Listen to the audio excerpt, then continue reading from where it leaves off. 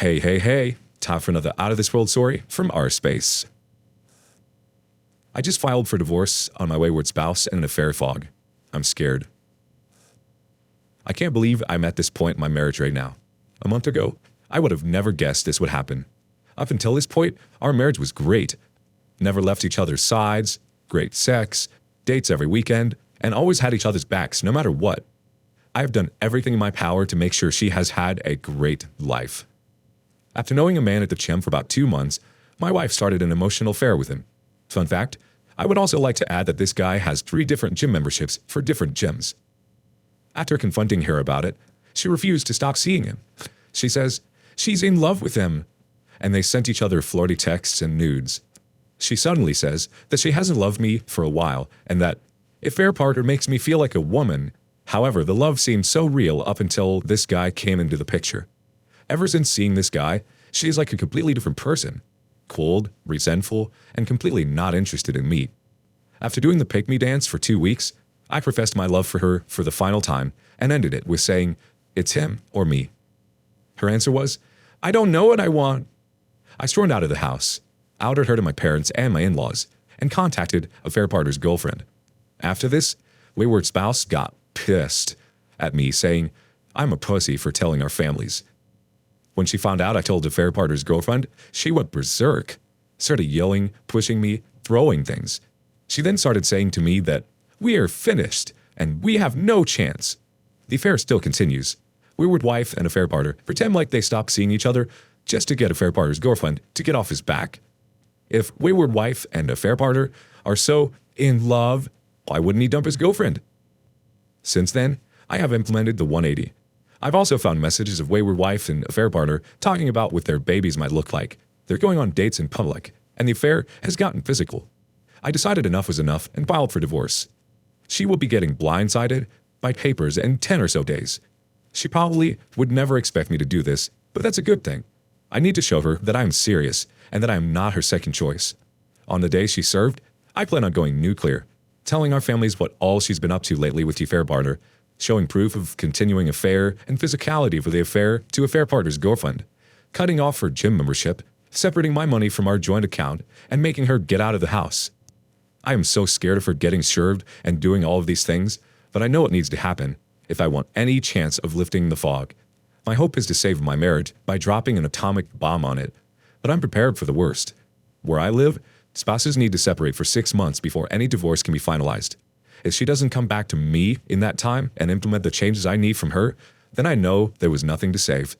It'll be tough if that's the outcome, but I'll be okay and grow stronger from it eventually. Let's see what the community thinks.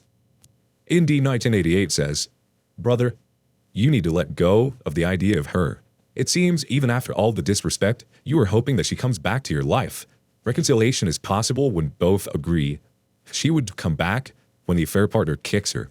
If you take her back again, she will do it again. Don't be disrespected. You deserve better."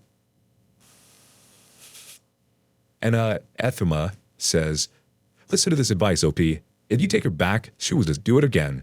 You need to accept the fact that your wife is gone, and nothing either of you can do or say will make things how they were before she found her boy toy. Sorry, man.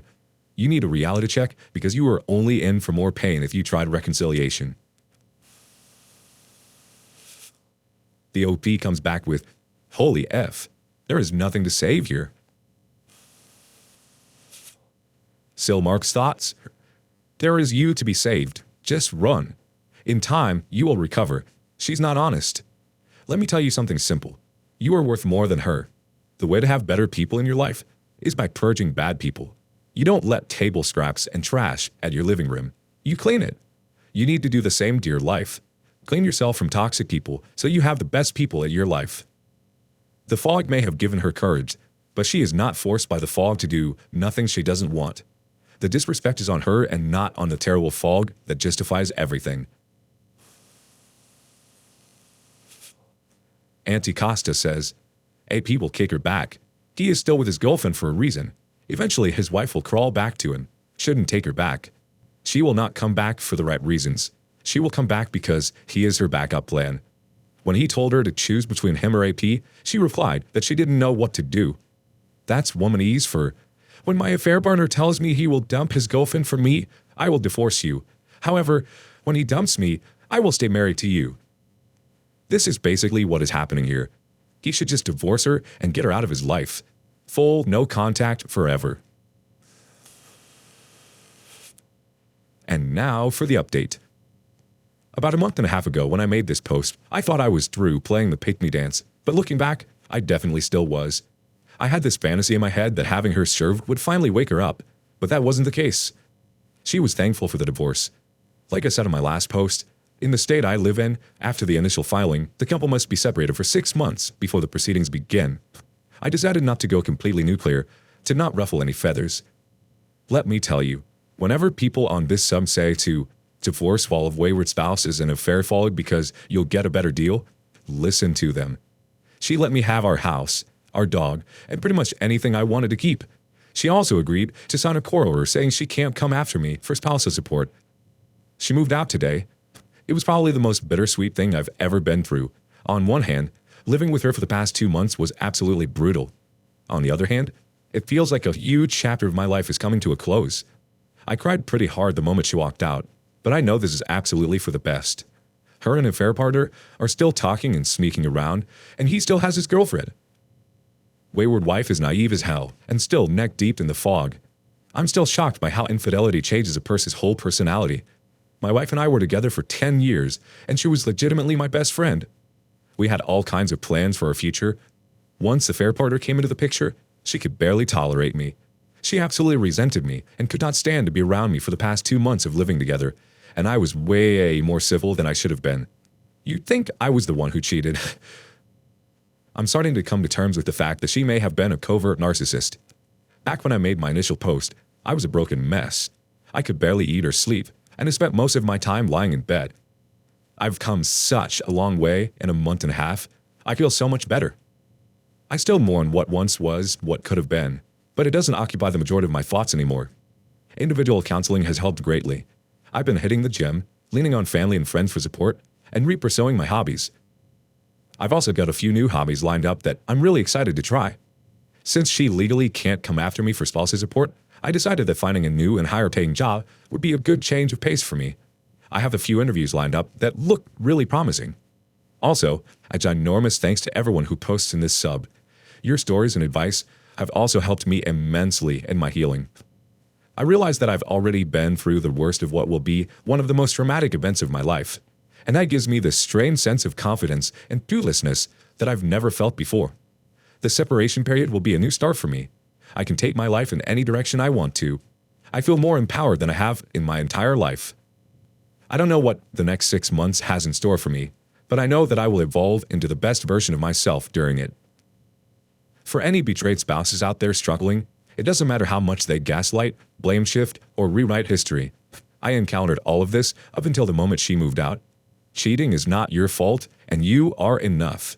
Your wayward spouse could have tried to talk about any relationship issues with you, or just ended things like an adult. They chose the most hurtful, immature, and cowardly way out. Wayward spouses are weak people who have serious character flaws. You can make it out of this in one piece, and you can heal in a short amount of time. This may be some of the most generic advice on this sub, but just take it one day at a time and focus on yourself. Like, actually put in the work to focus on yourself. It absolutely works. Durakoog starts off the comments with, "Have you given the affair partner's girlfriend the continuing info about the affair?" The OP responds back, "For now, I've just decided to sit back with a bucket of popcorn and watch the mess unfold. I don't want her to become vindictive once the proceedings start in 6 months. And doing this would definitely make her vindictive. As much as I want to tell the affair partner's girlfriend everything, I need to look out for myself."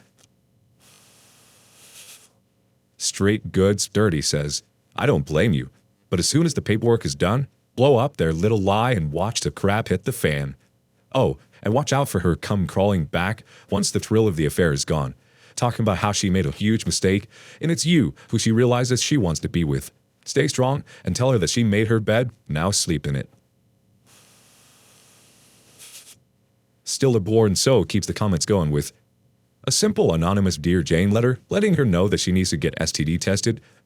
Because of two side women, paperwork's already signed by her, so just ask your lawyer if it is binding. It should be. The two women comment will help extra pop her fog bubble. An exceptionally underhanded move is talking to her parents to let them know you don't blame them or hold resentments for the divorce, and shouldn't blame themselves for her cheating if they didn't know already. Don't keep her secrets for her. That's not your responsibility or concern. Just stock up on popcorn and prepare to stonewall her when she realizes and tries love bombing you back. If you fall for it, she will quickly stop and revert back to the gaslighting cheater she is. What we have we keep continues. Good on you, dude. Keep on focusing on yourself and don't jump into any new relationships too fast. Be prepared for her to beg for you back after she finally realized the dude isn't gonna leave his girlfriend. Don't let her talk her way back into your life, but also be prepared for her never waking up from the fog. Don't live your life waiting for her to come to her senses. As good as it would feel to hear her beg for you back, the honest best case scenario for you is that you never hear from her again outside divorce proceedings. The OP's response: she'll be back one or two more times next week to pick up a few things, but I fully plan on going no contact afterward. Hells no says, no contact is the best. You sound like you're in a good place and it will only get better once you're disengaged. Cut her out and off. And our last comment comes from Nick, 7070. No contact is the only solution for a cheating spouse, nothing less. Never pick up trash that belongs in a street. Go live your life and be happy. And when she comes crawling back to you, ignore her and act like she's a nobody and a stranger. You don't need trash in your life.